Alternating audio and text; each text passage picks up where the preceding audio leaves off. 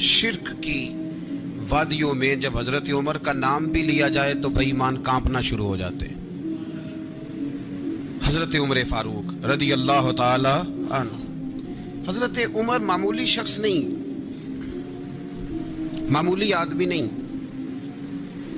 कुछ लोग सदियों के बाद पैदा होते हैं और कुछ लोग ऐसे होते हैं जो एक ही बार पैदा होते हैं, उन जैसा दूसरा पैदा होता ही नहीं, दूसरा उन तरह का पैदा होता ही।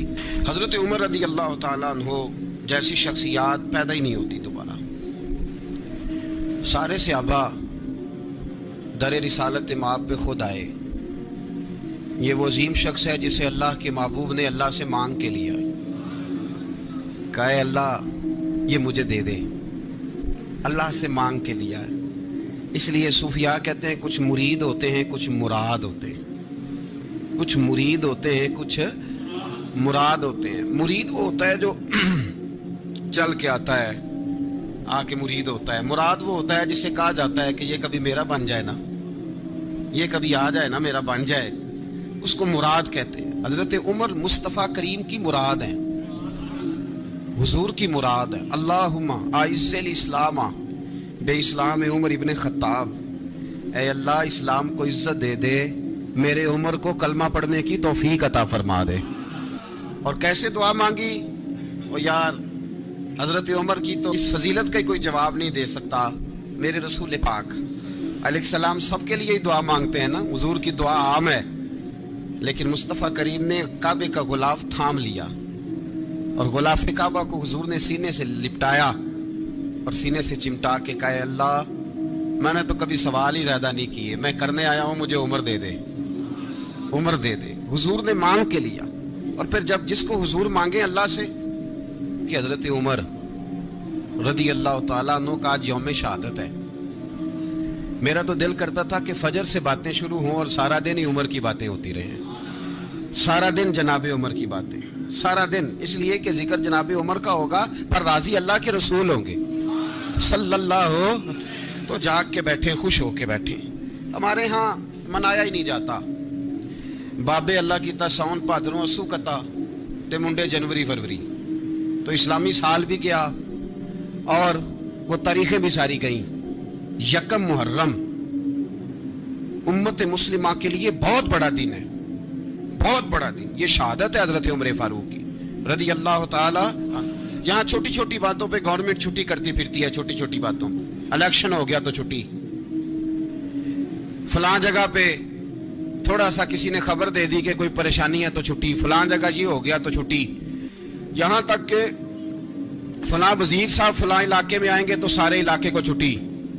और अब तो इससे बड़ा हाल होने लगा है, अगर जिन लोगों की सिंध में हुकूमत है उनके लीडर का दिन आया तो उस दिन छुट्टी, और जिनकी पंजाब में हुकूमत है उनका दिन आया तो छुट्टी। हमारा मुतालबा है हुकूमत पाकिस्तान से, अगर सर उठा के जीना चाहते हो तो यकम मुहर्रम को छुट्टी किया करो। अगर सर उठा के जीना चाहते हो तो यकम मुहर्रम को छुट्टी करो जनाबे उमर के दिन। और मिल्लत के जवानों को बताओ कि अगर इज्जत की जिंदगी जीना चाहते हो तो उस तरह जियो जिस तरह फारूक आजम जी के गए हैं। इज्जत और वकार की जिंदगी, जमहूरियत हजरत उमर से सीखनी पड़ेगी।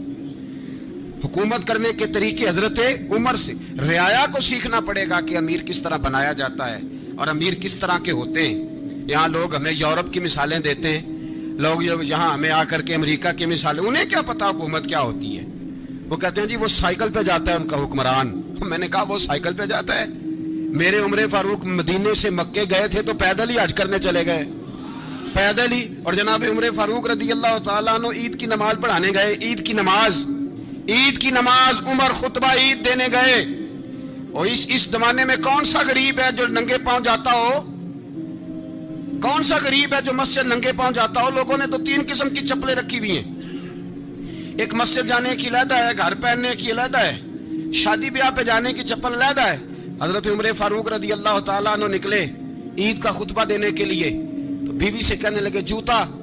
उसने कहा साहब इतनी दफा टूटा है अब गांठा नहीं जा सकता, इतनी दफा टूटा है कि अब दोबारा पेमंद नहीं लग सकते। तो हजरत उमर कहने लगे चल कोई अर्ज नहीं है, बगैर जूते के नंगे पैर ही चलते हैं, कोई अर्ज नहीं। तो कहने लगे लोग क्या कहेंगे? फरमाया चुप कर, लोग جس دن عمر نے یہ دیکھ لیا نا لوگ اس کے بارے میں کیا کہتے ہیں، اس دن عمر عمر نہیں رہے گا۔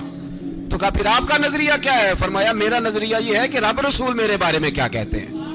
لوگوں کا کیا ہے؟ لوگ کل کسی کے بارے میں کچھ کہتے ہیں اور پرسوں کچھ کہتے ہیں۔ میرا نظریہ یہ ہے کہ رب رسول میرے بارے میں ننگے پیر عمر جا رہے ہیں۔ کون جی؟ میں بڑا ماڑا۔ اچھا جناب، کیا غربت ہے؟ 10 قسم کے جوڑے لٹکے ہوئے ہیں کمرے میں، اور پہننے کی فرصت نہیں، سویرے کیا پہننا ہے، شام کیا پہننا ہے، 15 سوٹ کٹھے استری ہو کے لانڈری والا بھیج رہا ہے، اور تو غریب ہے، تو بہت بڑا غریب ہے۔ اس لیے کہ غربت پیسوں کی وجہ سے نہیں ہوتی، غربت تو دل کی ہوتی ہے۔ تو واقعی بڑا غریب ہے اور تو غریب ہی رہے گا۔ امیر تو عمر فاروق تھے جو ننگے پاؤں چلے گئے عید کی نماز پڑھانے، تو رستے میں جو ملا کہنے لگا عمر جوتا تو پہن لو۔ فرمایا تمہیں عمر کا جوتا نہ پہننے کا نقص تو نظر آیا ہے، کوئی حرج نہیں۔ اگر عمر کو کبھی بتانا ہوا تو وہ والا نقص بتانا جو عمر کی سیرت میں پیدا ہو، کردار میں پیدا ہو، وہ والا نقص بتانا۔ یہ چھوڑو جوتے آتے جاتے رہتے، ننگے پاؤں گئے، پاؤں دھوئے، نماز پڑھائی، لوٹ آئے۔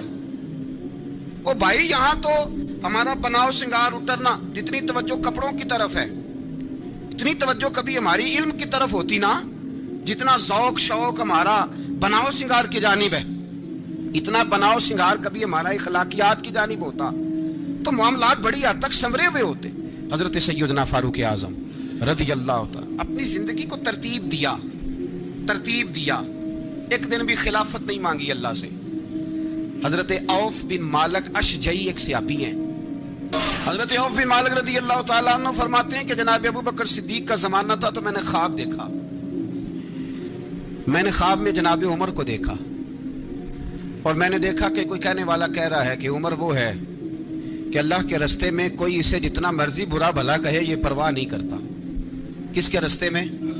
بولے سارے۔ اس کا مطلب ہے اللہ کے رستے میں لوگ برا بھلا بھی، قرآن مجید نے کہا وَلَا يَخَافُونَ لَوْمَةَ لَائِمٍ، کچھ لوگ ایسے ہیں جو برا بھلا کہنے والوں کی پرواہ نہیں کرتے۔ آپ یقین کریں اگر پرواہ شروع ہو جائے نا تو دین کا کام ختم ہو جائے، نہ کوئی تقریر کرے، نہ کوئی تدریس کرے، نہ کوئی پیری مریدی کرے، ختم ہو جائے اگر باتوں کی پرواہ ہو۔ لیکن وہ پرواہ، حضرت عوف بن مالک اشجعی کہتے ہیں میں نے خواب میں دیکھا کہ عمر وہ ہے جو کسی کی پرواہ، اور دوسری بات میں نے یہ دیکھی کہ عمر خلیفہ بنے گا، اور تیسری بات میں نے خواب میں یہ دیکھی کہ عمر شہید بھی کیا جائے گا، عمر شہید بھی ہوگا۔ یہ میں نے 3 باتیں خواب میں دیکھی۔ فرماتے ہیں میں نے آ کے خواب حضرت ابو بکر صدیق کو سنائی، وہ خلیفہ تھے۔ وہ کہنے لگے ٹھہر جا، میں عمر کو بلاتا ہوں، اس کے سامنے دوبارہ سنانا، اس کے سامنے۔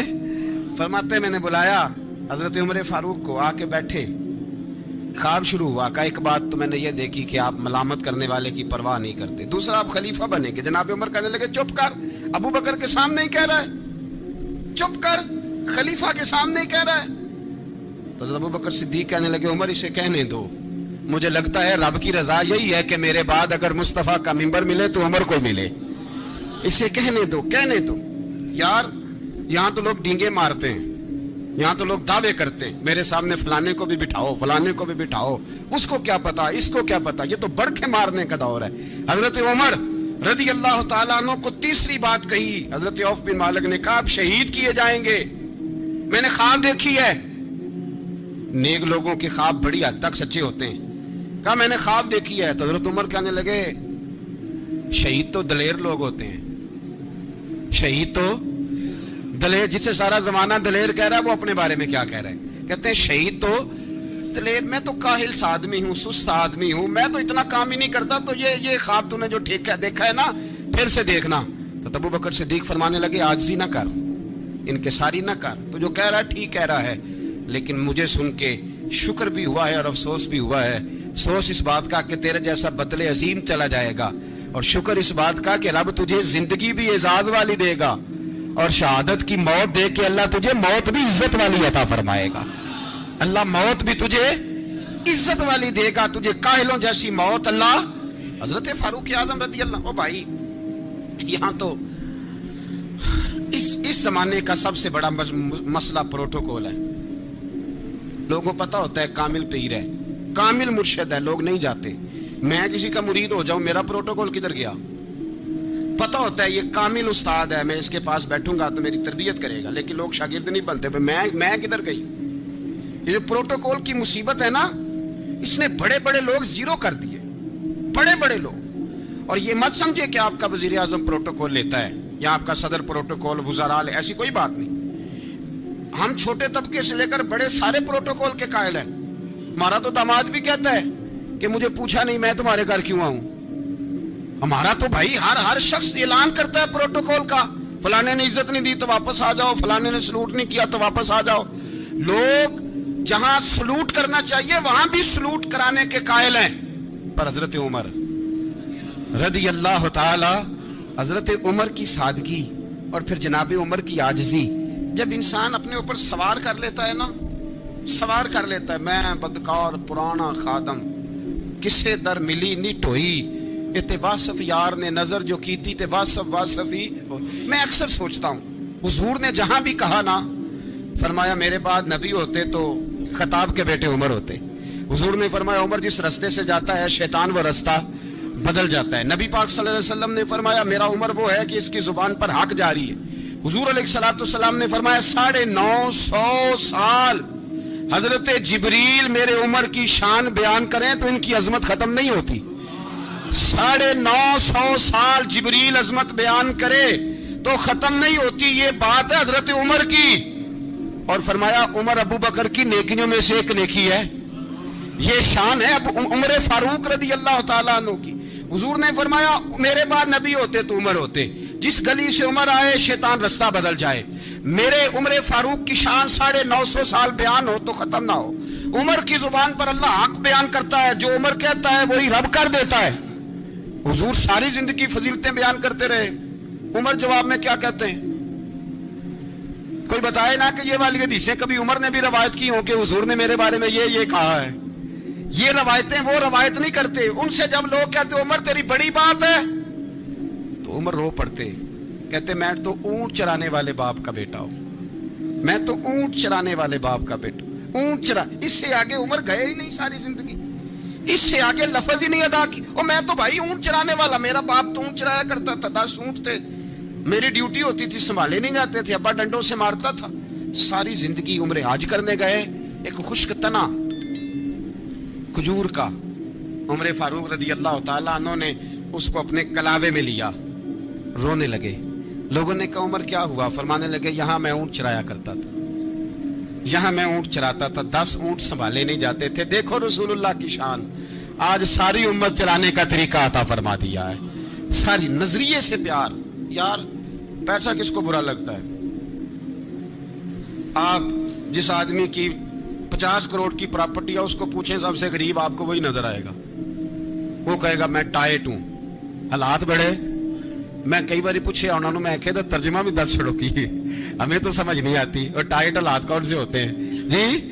جس آدمی کا کروڑوں میں کاروبار ہے نا، اس کو آپ چھیڑے وہ رونے لگ جائے گا. رونے تو کئی میں نے ایسے دیکھے ہیں کرائے کا مکان ہے، ان سے پوچھے صاحب کیا حال ہے تو کہتے ہیں جتنی اللہ نے شان والی زندگی ہمیں عطا کی ہے کسی کو نہیں دی ہوئی. اس کا مطلب ہے خوشی بھی یہی ہے اور غم بھی یہی ہے. اندر سے خوشی ہے، اندر سے ہی. تو نے اگر راضی رہنا ہے تو ادھر سے رہنا ہے، ناراض رہنا ہے تو بس اپنے آپ کو خوش رکھے گا تو ہو جائے گا. سارے صحابہ مل کے آئے، کہنے لگے عمر فاروق سے کہنا ہے نبی پاک کے زمانے میں تو ظاہراً غربت تھی، ابو بکر کے دور میں بھی غربت تھی، اب تو بڑا محال ہے. عمر سے سفارش کرو کہ عمر نیا کرتا پہنا کرے. ملکوں کے سفیر آتے، عمر وہی پھٹی پرانی چادر اوڑھ کے اور وہی کئی جگہ پہ پیوند لگے سوٹ پہن کے سفیروں کے سامنے بیٹھ جاتا ہے. عمر کو مشورہ دو، طے ہو گئی بات. سب نے جب مشورہ دے لیا تو سارے کہنے لگے یہ بتاؤ شیر کی مونچھ کو ہاتھ کون لگائے گا؟ کہنا کس نے ہے؟ بندہ بھی تو ڈھونڈو نا. نے کہا جناب میرا یہ خیال ہے کہ مولا علی شیر خدا کہیں گے، کیونکہ جس شخص کی عمر کو سب سے زیادہ حیا کرتے دیکھا وہ شیر خدا مولا علی ہے رضی اللہ تعالی. علی کہیں گے اس لیے کہ جناب علی تو کئی دفعہ جب گفتگو کرتے تھے تو حضرت عمر چپ کر جاتے تھے اور فرماتے تھے علی نہ ہوتا تو میں ہلاک ہو جاتا. تو کہا علی سے کہو. جناب علی شیر خدا کو بلایا، کس کام کے لیے؟ نہیں اللہ اکبر. یہ ذرا اپنے اس دور پہ اس بات کو ذرا لگا، جناب ان سے کہیں کہ زیادہ نہیں، ایک کرتا نیا پہن لے، سفیر آتے ہیں، وزیر آتے ہیں تو ایک کرتا نیا پہن لے۔ حضرت علی کو بلایا، آپ فرمانے لگے کوئی اور بات ہوتی تو میں کہہ دیتا، یہ والی میں نہیں کہہ سکتا، کوئی اور ہوتی تو میں عمر کو کئی دفعہ کہہ دیتا ہوں، جلال میں بھی تو سن، یہ والی میں نہیں کہہ سکتا، میں تمہیں ایک مشورہ دیتا ہوں۔ کہ وہ کیا؟ کہنے لگے سیدہ عائشہ صدیقہ سے کہو، وہ مومنوں کی ماں ہیں، عمر ٹالے گا نہیں۔ اماں جی سے جا کے کہا اماں جی نیا کرتا عمر سے کہیں پہن لیں، وزیر آتے ہیں، بڑے بڑے لوگ، تو چلو کوئی حرج نہیں۔ اماں جی نے کہا اچھا کوئی بات نہیں، میں بلا لیتی ہوں۔ جناب عائشہ نے پیغام بھیجا، جب خادم نے کہا نا مصطفیٰ کے گھر سے پیغام آیا ہے، تو 20 لوگ بیٹھے تھے، عمر کانپتے ہوئے اٹھے، کانپتے دوڑے۔ حضرت عائشہ پردے میں تھی تو فرماتی ہیں عمر اتحیات کی حالت میں بیٹھ گئے۔ کہا اماں جی دیر تو نہیں ہو گئی مجھے آنے میں؟ کہا نہیں، ٹائم پہ آ گئے ہو، کس لیے بلایا تھا؟ کہا عمر دیکھو غربت کے معاملات اور ہوتے ہیں، جب اللہ آسانی دے تو کوئی چیز استعمال کرنا حرام نہیں ہوتی، اگر حرام ہے تو بتاؤ۔ کہا نہیں اماں جی حلال ہی ہے۔ تو فرمایا پھر اتنے سفیر آتے ہیں، مشیر آتے ہیں، اب تو مال غنیمت بڑا آتا ہے، ڈھیر لگ جاتے ہیں مسجد میں، تو چل ایک نیا کرتا تم بھی پہن لیا کرو، اور آپ نیا کرتا پہنو گے تو دھاک بیٹھے گی غیروں پر، تو صحابہ کا مشورہ ہے کہ آپ نیا لباس پہنے۔ اماں جی کہتی ہے میں نے حکم دیا تو عمر چپ کر گئے، گردن جھک گئی۔ تھوڑی دیر کے بعد سیدنا عمر فاروق نے سر اٹھایا تو داڑھی پہ آنسو گر رہے تھے، رو پڑے، کہنے لگے پاک محبوب کی پاک بیوی، جیسے حکم کرتی ہو میں حاضر ہوں، پر مجھے وہ والا لباس پہنانا جو میرے مصطفیٰ نے پسند فرمایا ہے، اگر یہ رنگ رسول پاک کا ہے تو میں حاضر ہوں، اور اگر نبی پاک کا نہیں تو پھر جیسے آپ حکم کریں۔ جناب عائشہ کہتے ہیں عمر روئے تو میں زیادہ روئی، میرا پلو بھیگ گیا آنسوؤں سے۔ میں نے کہا عمر آپ جائیے۔ عمر یوں نکلے تو جو صحابہ کھڑے تھے وہ کونے میں تھے، سارے آ گئے۔ کہا اماں جی کیا بناؤ؟ فرمایا بھائی تم سب جو باتیں کہتے ہو وہ اپنی جگہ ٹھیک ہیں، پر عمر جو بات کرتا ہے وہ سب سے زیادہ ٹھیک ہے۔ عمر جس پہلو پر بات کرتا ہے وہ، یار ایسی عاجزی، ایسا رنگ، ایسا انداز، ایسا طرز حیات، ایسی زندگی، اولاد کے معاملے میں لوگ بزدل ہو جاتے ہیں، بزدل۔ پر حضرت عمر کا بیٹا مصر گیا، وہاں سے کمائی کر کے لایا، تجارت کرنے گیا، لاکھوں کا مال۔ کون سا باپ ہے دنیا میں جس کا بیٹا بعد سے پیسے لے کے آئے تو ابا تفصیل پوچھے کہ بیٹا کہاں سے کمائے، کہاں سے لایا، کتنے ملے، کیوں آئے؟ کون سا باپ تفصیل پوچھتا ہے؟ ابا تو کہتا ہے لا صحیح، اور تعریفیں کرتا ہے میرا بیٹا بڑی کمائی کرتا ہے۔ کبھی پوچھا ہے اس سے کہ ڈیوٹی صحیح دیتا ہے کہ نہیں؟ کبھی پوچھا ہے کہ تو ایمانداری کی روزی لاتا ہے کہ حرام کی کماتا ہے؟ یہ باپ کی ذمہ داری ہے، یہ اماں کی ذمہ داری ہے۔ پھر کہتا ہے بیماری کیسے آ گئی، پریشانی کیسے آ گئی؟ تو نے کبھی سوال کیا اپنی اولاد سے؟ حضرت عمر فاروق رضی اللہ تعالیٰ عنہ کا بیٹا مصر سے پیسے کما کے لایا تو جناب عمر نے بلایا، فرمایا بیٹے اتنی تو تیرے پاس راس ہی نہیں تھی، تھوڑے سے تو پیسے لے کے گیا تھا، اتنی کمائی کیسے ہو گئی؟ اتنے تو پیسے نہیں تھے صاحب، کہاں سے کمائی لائے؟ اس نے کہا ابا جی وہ جو میرے چچا ہے نا مصر کے گورنر، آپ کے دوست، انہوں نے میری مدد کی ہے۔ فرمایا جتنے لوگ گئے تھے سب کی ہے مدد اس نے؟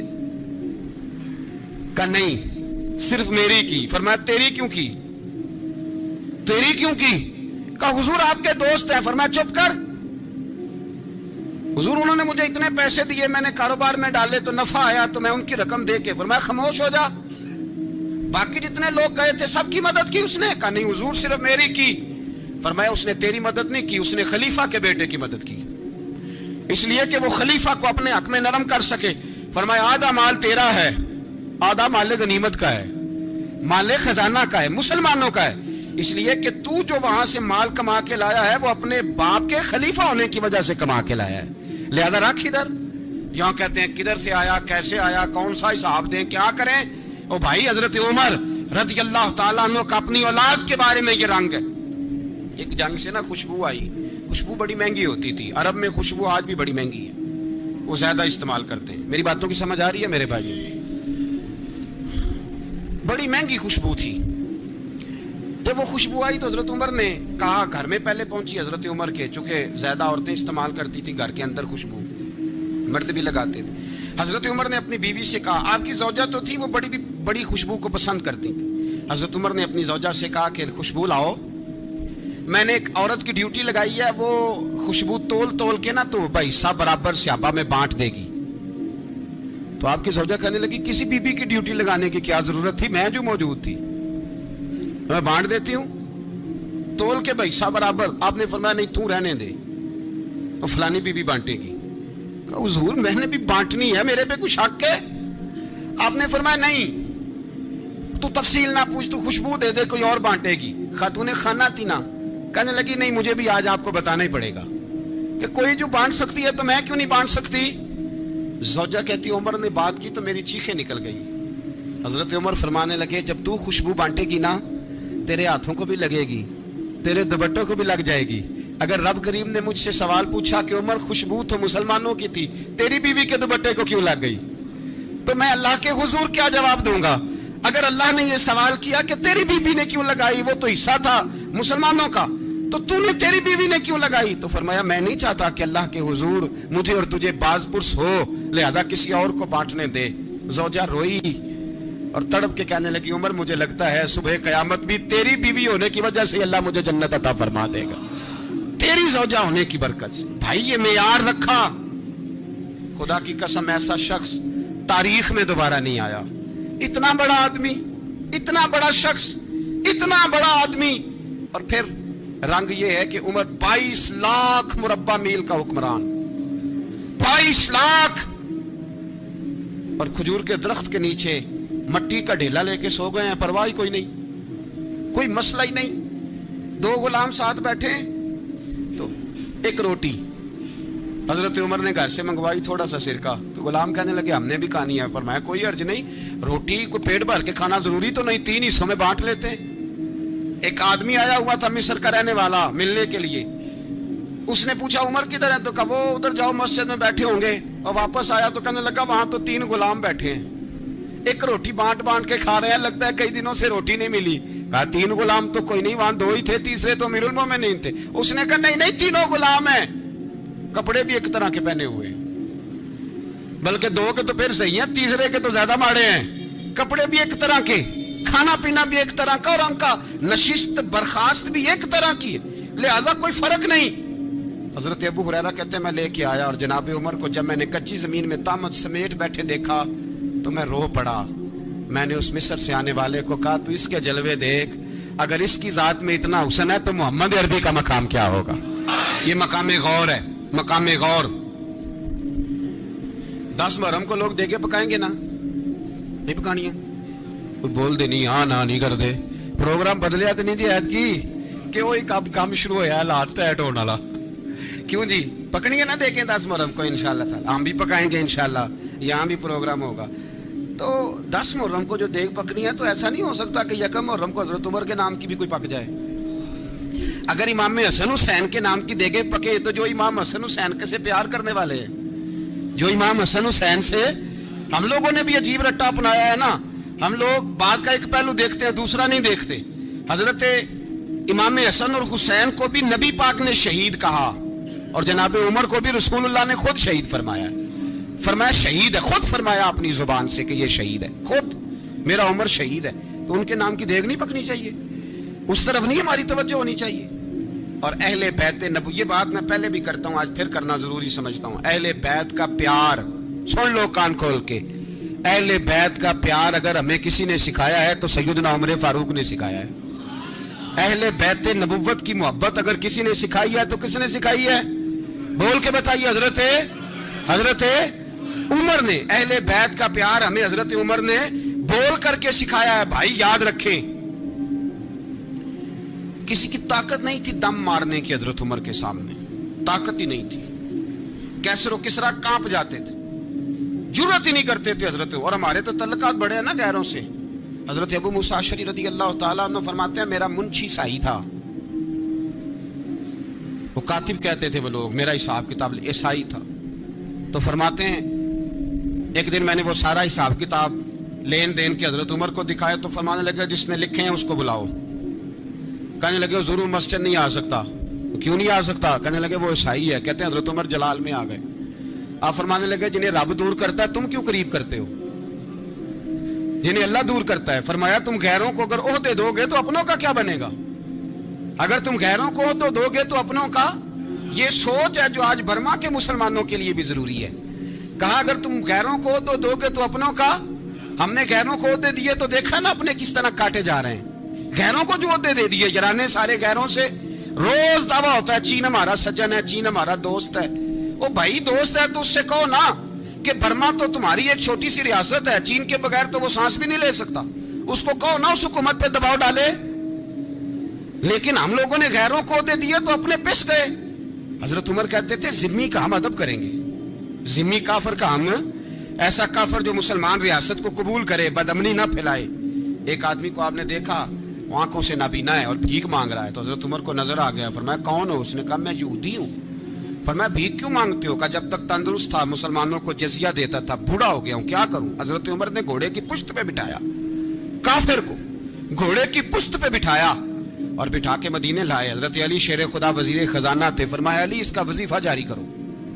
کہا یہ کون ہے؟ فرمایا یہ یہودی ہے لیکن یہ ہمیں جزیہ دیتا رہا, بوڑھا ہو گیا بیچارہ, بھیک مانگنے پہ مجبور ہے, ہماری حکومت کے اندر رہتا ہے, اس کا پورا وظیفہ جتنا خرچہ اتنا وظیفہ لگاؤ. حضرت علی کہتے ہیں میں وظیفہ لگا رہا تھا اور وہ میرے نبی کا کلمہ پڑھ رہا تھا, وہ رسول اللہ کا کلمہ پڑھ رہا تھا. یہ مزاج, یہ نہیں کہ کافر. حضرت عمر نے گورنروں کو خط لکھے تھے کہ زبردستی کسی کو مسلمان نہیں کرنا, جہاں ان کی عبادت گاہیں بنی ہو گرانی نہیں, کوئی مندر کوئی گرجا ضائع نہیں کرنا. اسلام سب کو جینے کا موقع دیتا ہے. اہل بیت نبوت کے ادب کا رنگ اگر سکھایا ہے تو سیدنا عمر نے سکھایا ہے. حضرت عمر فاروق اتھارٹی ہے, اسلام کی اتھارٹی. یکم محرم حضرت عمر کی شہادت ہے. یہودی بول اٹھا, کافر بول اٹھا. اگر 6 مہینے عمر دنیا میں اور رہتے تو دنیا میں کوئی کافر موجود نہ ہوتا. 6 مہینے. اور جب اس بطل جلیل کا جنازہ اٹھا, اللہ بخاری پڑھیے نا, اللہم ارزقنا شہادت فی سبیلک, اللہ بسترے کی موت نہ دینا, شہادت کی دینا. عمر شہید ہوئے, مسجد نبی میں نماز پڑھاتے, اور جب جنازہ اٹھا تو مدینے کا پھر پیچھے جو دلیر بچے وہ مولا علی تھے. مولا علی, جناب عمر کا جنازہ اٹھا تو سب سے پہلی ہائے جو نکلی وہ حضرت علی کی زبان سے نکلی, اور حضرت علی کی ساری داڑھی آنسوؤں سے بھر گئی.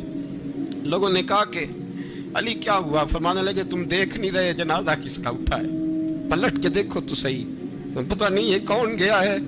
کہ حضور کیا ہوا؟ اب فرمانے لگے عمر اس طرح کے کام کر کے گیا ہے, اب ان کے رستوں پہ کون چلے گا؟ کون اس کے جگر راہ وفا میں میں نقش ایسے چھوڑ آیا ہوں, میں جس منزل سے گزرا ہوں وہ اب تک یاد کرتی ہے. حضرت علی حضرت عمر کے جنازے پہ کھڑے ہو کے کہتے ہیں اللہ مجھے اس طرح کے عمل کرنے کی توفیق دے جس طرح کے عمر کر کے گیا. میرے بھائی بطل عزیز, بطل حریت حضرت عمر رضی اللہ تعالیٰ عنہ, جو اپنی زندگی انقلاب والی گزار کے گئے. عمر جب دنیا سے گئے تو 80 دینار کا قرضہ تھا, 22 لاکھ مربع میل کا حکمران. اور اپنے بیٹے سے کہنے لگے بیٹے کوشش کرنا تیرے خاندان والے مل کے میرا قرضہ اتار دے, میری قبر پہ بوجھ نہ رہے, اور اگر خاندان والے مدد نہ کریں تو میرے دوستوں سے بات کرنا, وہ مدد نہ کریں تو پھر علی سے بات کرنا. ان کا پیار آپس میں اتنا, اور تو اختلاف ثابت کر رہا ہے. 80 دینار کا قرضہ چھوڑ کر حضرت عمر دنیا سے گئے, اور جاتی دفعہ کہہ گئے میرے بعد میرے بچوں کو حکومت کے مشورے میں بھی شامل نہ کرنا, حکومت کے مشورے میں بھی میری اولاد شامل نہ ہو. اتنا بڑا شخص اتنا بڑا رنگ دے کے یکم محرم کو جب عمر فاروق کا وصال ہوا تو بیٹے سے کہنے لگے اماں عائشہ سے جا کے کہو میرا بھی نبی پاک کے روزے میں دفن ہونے کو دل کرتا ہے. ایک قبر کی جگہ ہے اماں جی نے اپنے لیے رکھی ہے, بخاری ہے بخاری. حضرت عائشہ کے پاس صاحبزادے گئے, کہنے لگے اماں جی عمر کو زخم لگ گیا ہے, حالت بڑی پریشانی والی ہے. وہ کہتے ہیں اگر اماں اجازت دیں. سید عائشہ رو پڑی, فرمانے لگی کہ اپنی قبر کی جگہ تو نہیں نہ کسی کو دیتا, پر عمر نے کمال ہی بڑا کیا. اسے کہو جاؤ گنبد خضرا میں قیامت تک جو مصطفیٰ پہ اور ابو بکر پہ سلام پڑے گا وہ تجھ پہ بھی سلام پڑھ کے جائے گا, جاؤ میں نے جگہ دی. اعلیٰ حضرت فاضل بریلوی رحمۃ اللہ علیہ فرماتے ہیں وہ عمر جس کے آداب شیدہ شکر, اس خدا دوست حضرت پہ لاکھوں سلام, اس خدا دوست حضرت پہ. آپ یقین کریں ممبر پہ بیٹھا ہوں, حضرت عمر کا جب نام لیتا ہوں تو میرے وجود کے رونگٹے کھڑے ہو جاتے ہیں. حضرت عمر کی زندگی جب پڑھتا ہوں تو لگتا ہے خدایا ایسے شخص بھی دنیا میں آئے